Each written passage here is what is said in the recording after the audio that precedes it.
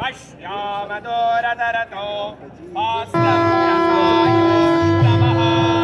विपाटनादिकपटो प्रत्येकवज्रायिताः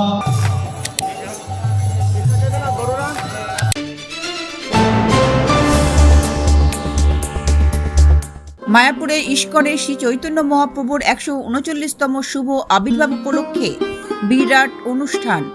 ১০ই ফেব্রুয়ারি সোমবার থেকে ১৬ই মার্চ রবিবার পর্যন্ত চলবে এই উৎসব।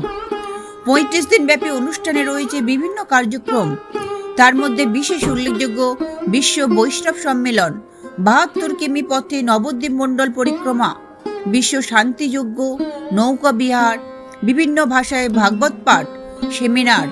এছাড়াও রয়েছে পৃথিবীর বিভিন্ন দেশ থেকে আগত ভক্তবৃন্দের দ্বারা বিভিন্ন ভাষায় ভজন কীর্তন, মনোমুগ্ধকর নাটক, সঙ্গীত, দৃষ্টিনন্দন প্রদর্শনী, গঙ্গা পূজা, গৌরনিতাই ও রাধা মাধবকে নিয়ে বর্ণাঢ্য সংকীর্তন শোভাযাত্রা সহকারে মন্দির চত্বর পরিক্রমা ও বিনামূল্যে প্রসাদ বিতরণ। জাতি, ধর্ম, বর্ণ নির্বিশেষে এই অনুষ্ঠানে যোগ দিতে পারেন সকলেই। সকলের জন্য রয়েছে অবাধ প্রবেশাধিকার। ফুল ও আলোকমালায় সেজে উঠেছে মায়াপুর মন্দির চত্বর।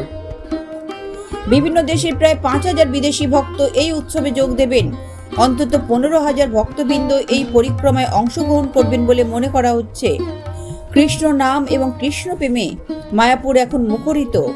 শ্রী চৈতন্য মহাপ্রভুর আবির্ভাব দিনটি যথাযোগ্য ধর্মীয় মর্যাদার সঙ্গে পালন করা হবে।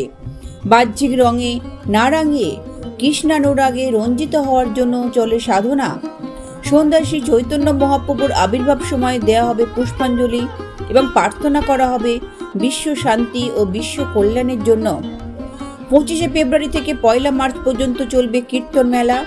২রা মার্চ থেকে ৮ই মার্চ ৭ দিন ব্যাপী চলবে নবদ্বীপ মণ্ডল পরিক্রমা। ইস্কন হেডকোয়ার্টার শ্রীধাম মায়াপুরে শ্রী চৈতন্য মহাপ্রভুর ৫৩৯তম আবির্ভাব মহামহোৎসব উপলক্ষে ৩৫ দিনব্যাপী বিভিন্ন অনুষ্ঠানাদির আয়োজন করা হয়েছে। ১০ই ফেব্রুয়ারি থেকে ১৬ই মার্চ পর্যন্ত এই উৎসব চলবে। প্রায় ১০০ দেশের ৫,০০০ বিদেশি ভক্ত সমেত এখানে লক্ষাধিক ভক্তের সমাগম হয়েছে এবং বিভিন্ন অনুষ্ঠানাদির আয়োজন করা হয়েছে। জাতি, ধর্ম, বর্ণ নির্বিশেষে সমস্ত মানুষ এখানে অংশগ্রহণ করতে পারবেন। নিরাপত্তার ব্যবস্থা কঠোর করা হয়েছে। বিভিন্ন অনুষ্ঠানাদির আয়োজন করা হয়েছে।